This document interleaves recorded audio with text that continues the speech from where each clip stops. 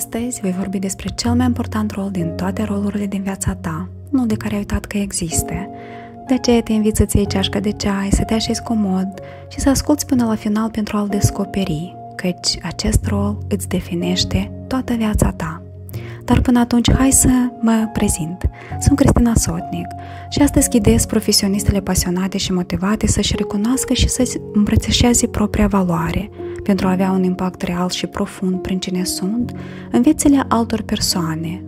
Le ajut să înțeleagă că sunt suficiente exact așa cum sunt și capabile să-și monetizeze valoarea prin visul antreprenorial și să-și creeze cariere împlinitoare, susținând astfel stilul de viață dorit.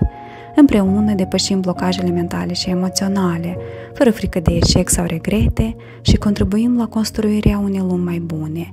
Iar valorile mele înalte ca iubirea, libertatea, creșterea și împlinirea fac parte din cine sunt și astăzi îmi sunt busola care mi-arată direcția spre viziunea mea.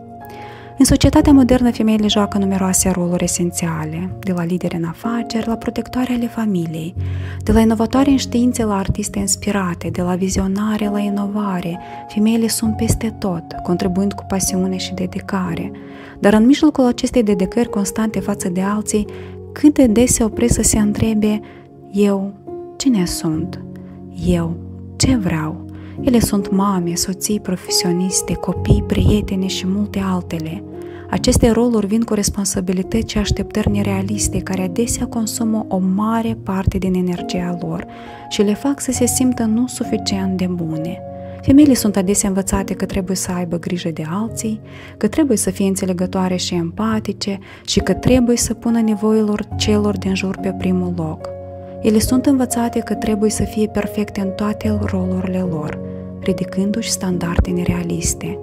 Înțeleg, multe din aceste trăsături sunt valoroase, însă de cele mai multe ori ele duc la neglijarea propriilor visuri, dorințe și nevoi. Uităm să ne acordăm timp pentru noi, să ne îngrijim de starea noastră de bine. Suntem învățate să uităm de visurile noastre și să le punem la o parte, să încălcăm valorile și principiile noastre pentru a fi comode. Astfel, uităm de cel mai important rol din toate, rolul de eu. Eu cine sunt între toate aceste roluri? M-am pierdut și eu, în opiniile și părerile altora, în cei care mi-au judecat valoarea, în comparație, în frici, în așteptări nerealiste. Cu 3 ani în urmă, fiind aproape să pierd totul, chiar și propria viață, m-am trezit, devenind conștientă de sine și am început una dintre cele mai importante călătorii, călătoria către sine, o călătorie profundă și vindecătoare, o călătorie prin care mi-am îmbrățișat cu vulnerabilitate fiecare parte imperfectă din mine, care m-a făcut să fiu eu cea care sunt astăzi, o femeie liberă și împlinită. De aceea, dragă femeie, te invit să te respecti. Respectă-te, suficient pentru a te pune pe primul loc. Respectă-ți visele și dorințele și nu le lăsa să fie umbrite de așteptările altora.